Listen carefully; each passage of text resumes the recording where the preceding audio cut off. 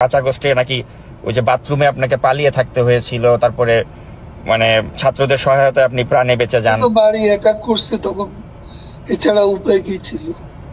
তো আপনি কি তাহলে বলতে চান যে মানে ছাত্ররা কি তাহলে আপনি কি আপনাকে রক্ষা করেছে?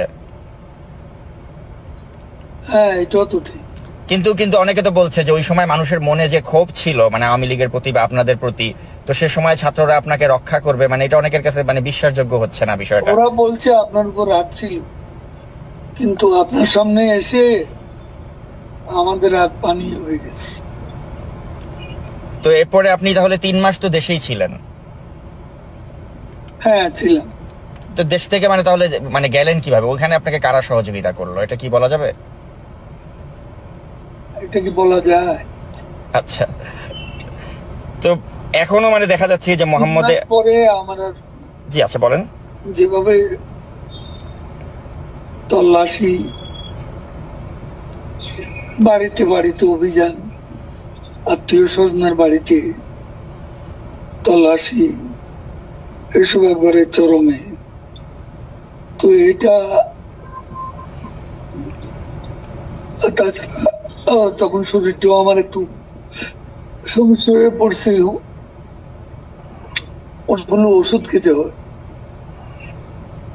ওষুধ খেলে আমি ভাবলাম যে অ্যারেস্ট হলে তো আমাকে ওষুধ খাওয়ানোর লোক নেই। তো অনেক কিছু চিন্তা করে আমি শেষ পর্যন্ত সিদ্ধান্ত নিলাম ওখানে থাকবো না। তো এই যে 3 মাস যে আপনি থাকলেন, তো এই 3 মাসে তো আপনি নিশ্চয়ই বুঝতে পেরেছেন যে মানে মানুষের মনে যে আপনাদের আওয়ামী লীগকে নিয়ে যে এত ক্ষোভ, এই ক্ষোভটা কি আপনি মনে করেন না যেটা যুক্তিযুক্ত ছিল? কারণ আপনারা এই যে 15.5 বছরে যা করলেন, আপনার কি মনে হয় না যেটা থেকে আপনাদের 15.5 বছরে পদ্মা সেতু তো আমরা করেছি, 3.5 বছরে মেট্রো রেলও তো আমরা করেছি, 7.5 বছরে 15 বছরে ঢাকা এলিভেটেড এক্সপ্রেসওয়ে তো আমরা করেছি। কিন্তু আপনারা যে উন্নয়ন করেছেন, উন্নয়নমূলক কর্মকাণ্ডের নামে যে জনগণের ভোটাধিকার আপনারা যে কেড়ে নিয়েছিলেন, আপনি কি মনে করেন না যে এটা একটা আপনাদের ভুল ছিল? কোনটা? মানে এই যে উন্নয়নের কথা বলে আপনারা যে গণতন্ত্র না উন্নয়ন, কিন্তু দেখা গেল আপনারা উন্নয়নের কথা বলে 18 সালে একটা রাতের ভোটের নির্বাচন করলেন, 2024 একটা ডামি নির্বাচন করলেন। তো এই যে জনগণের যে ভোটের অধিকারটা কেড়ে নিয়েছিলেন, আপনি কি মনে করেন না যে এটা আপনাদের একটা ভুল সিদ্ধান্ত ছিল? আলোচনার অপেক্ষা রাখে, সেগুলো চর্চা করার বিষয় আছে, আমাদেরও একটা দৃষ্টিকোণ আছে। কিন্তু আমরা যখন দেখি মোহাম্মদের দেশে দেশে গণতন্ত্রের স্বরূপ সব জায়গায় একরকম নয়। আমাদের দেশে অপোজিশনের যে চেহারা, সেখানে আমাদেরকে একটা ইলেকশন লিগ্যালি করতে হয়, সেটা আমরা করেছি।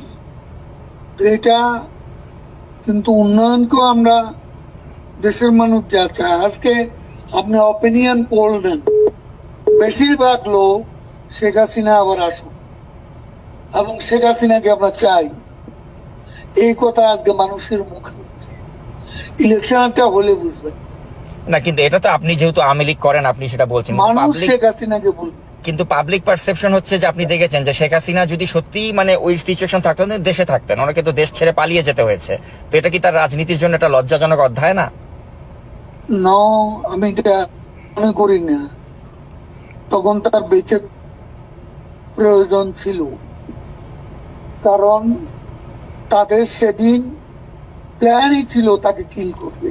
আচ্ছা, বেগম খালেদা জিয়াও তো মারাত্মক শারীরিকভাবে অসুস্থ ছিলেন, কিন্তু কই উনি তো কম্প্রোমাইজ করেননি, উনি তো আপোষ করেননি, উনি তো দেশেই থেকেছেন, তাকে চিকিৎসাও করতে দেননি।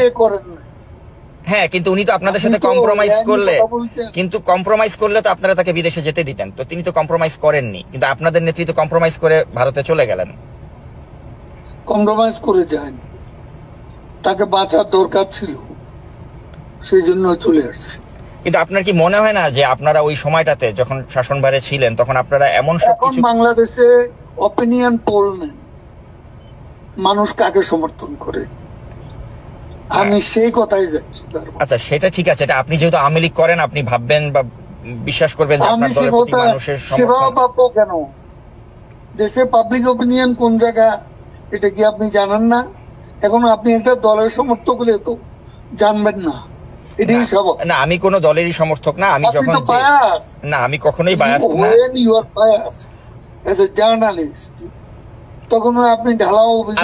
আচ্ছা, সাংবাদিক বলতে আপনারা কি, সাংবাদিক বলতে মানে কারা বায়াস ছিল না? এই যে আপনার নাইমুল ইসলাম খানের মতো লোকরা, বা যারা ওই যে শেখ হাসিনার প্রেস কনফারেন্সে গিয়ে ভালো ভালো কথা বলতো, তাদের কথা বাদ, আপনি নিজেই বায়াস। আমি সবার কথা তো বলছি। আচ্ছা, আপনি আমাকে বায়াস বলেন? আপনি নিজেও তো সাংবাদিকতা করেছেন, তাই না? আপনি নিজেও জানেন যে সাংবাদিকদের কাজ হচ্ছে প্রশ্ন করা। আমি ওই প্রশ্নটাই আপনাকে করছি। তো সেজন্য আমি প্রশ্ন করে লাভ তো নেই। প্রশ্ন করে যা নেবেন সেটা লিখতে পারবেন না, কারণ আমি আওয়ামী লীগের যে সেটা আপনি প্রচার করতে পারবেন না। আমি অবশ্যই প্রচার করতে পারবো, এবং আমি যেটা কথা আপনার সাথে হচ্ছে পুরোটাই আমি আনকাট প্রচার করব। কিন্তু আমি যেটা জানতে চাই যে আপনাদের কি এখনো কোনো অনুশোচনা বা আত্ম উপলব্ধি হয়েছে যে আপনারা যা করেছিলেন সেগুলো সঠিক ছিল না? না, আমাদের আত্ম উপলব্ধি, আমাদের আত্মসমালোচনা থাকতে পারে, এবং সেটা নিয়ে আমরা চর্চা করব যখন আমরা দেশে ফিরব, এবং সেখানে আলোচনা করে ভুল হয়ে থাকে আমরা ভুল স্বীকার করব, সেটা দেশে বিদেশে বসে। কিন্তু দেশে কি যাওয়ার মতো বাস্তবতা আপনাদের হবে আদৌ? কারণ আপনাদের নেতাকর্মীরা সবাই তো মানে পলাতকই বেশিরভাগই, কাউকেই তো আমরা দেখতে পাচ্ছি না। আদৌ কি দেশে আসার মতো কোনো সিচুয়েশন কখনো হবে আপনার মনে হয়? The sun rises every day, but the night before. তো আরেকটা প্রশ্ন করতে চাই, আরেকটা প্রশ্ন আপনাকে করতে। এটা তো আপনি জানা, এটা ইংরেজিটার বাংলা, একটু ভাবেন। এ ধরনের অবস্থা থেকে we can get out of this, মানে আপনার enemy position। এখন আমরা যে অবস্থা আছি, we can get out of the gutter। আমি সেটাই মনে করি। না, সেটা ঠিক আছে, আপনি গাটারে পড়ে গেছেন, গাটার থেকে you can get out of the gutter, ওই বিশ্বাসটা আপনার আছে। কিন্তু কথা হচ্ছে এই গাটারে আপনারা পড়লেন কেন? হ্যাঁ, তো ওই উপলব্ধিটা কি আপনাদের হয় যে এই গাটারে পড়লাম কেন? গাটারে পড়েছি নিজেদের স্বেচ্ছাচারিতার কারণে, ভোট চুরি করে ক্ষমতায় থাকার কারণে, অপোজিশনকে কোনো স্পেস না দেওয়ার কারণে। তো এই উপলব্ধিটা না আসলে কি আপনি মনে করেন যে বাংলাদেশে আসলে রাজনীতিতে প্রত্যাবর্তন করা সম্ভব? আমি আপনাকে বলছি, মানুষ এখন কেন মনে করছে, এমন আন্দোলনে যারা অংশ নিছে, সেই জঙ্গি উত্থানে, তারাও তো এখন কেন মনে করছে তারা ভুল করেছে? আচ্ছা, তাই যদি হয় তাহলে মানুষ যদি আপনাদের পক্ষেই থাকে তাহলে আপনারা কেন দেশে আসছেন না? সময় হলে দেখবেন। আচ্ছা, আরেকটা প্রশ্ন একটু আপনাকে করতে চাই যে আপনাদের সময় তো অনেক ব্যবসায়িক দুর্বৃত্ত ছিল যারা আপনাদের প্রশ্রয়ে অনেক টাকার মালিক হয়ে গিয়েছিল। We are waiting with bated breath দেশে আসার জন্য। আচ্ছা, bated breath। আচ্ছা, তো এই যে আরেকটা প্রশ্ন করতে চাই আপনাকে যে আপনাদের সময় তো অনেক ব্যবসায়িক দুর্বৃত্ত, তারা হাজার হাজার কোটি টাকার মালিক হয়ে গিয়েছিল। এমনও ব্যবসায়ী ছিল, বসুন্ধরা গ্রুপের মালিক, সে বলেছিল যে মৃত্যুর আগেও শেখ হাসিনার সাথে আছি, মৃত্যুর পরেও থাকবো। কিন্তু তার পত্রিকাতে এখন দেখছি আপনাদেরকে এভাবে সমালোচনা হয়। তো আপনার কি মনে হয় না যে এরা এই যে এত সুসময়ের পাখি আপনারা তৈরি করেছিলেন, যারা এখন আপনাদের বিরুদ্ধে তাদের পত্রিকা মিডিয়াকে কাজে লাগাচ্ছে, এটা কেমন লাগে আপনার কাছে? আপনার এই চেহারাটা, এই বক্তব্যটা কোথায় যাবে যদি আমরা ফিরে যাই? তখন আপনার খুশি হতে পারবে। মানে কি আপনারা আবার ওই প্রতিহিংসার রাজনীতি করবেন যে যারা সমালোচনা করছে? এখন একটু একটা নিজের রাজনৈতিক একটা ক্যারেক্টার আছে, সেটা প্রকাশ ঘটাচ্ছে। না, আমি সাংবাদিক হিসেবে আপনাকে জাস্ট প্রশ্ন করছি, আমি কিন্তু কোনো আমার you are not journalist, you are biased, partial journalist.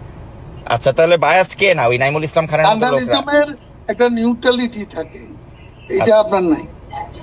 আপনি তো অ্যাটাক করতেছেন একটা পক্ষ হইয়া।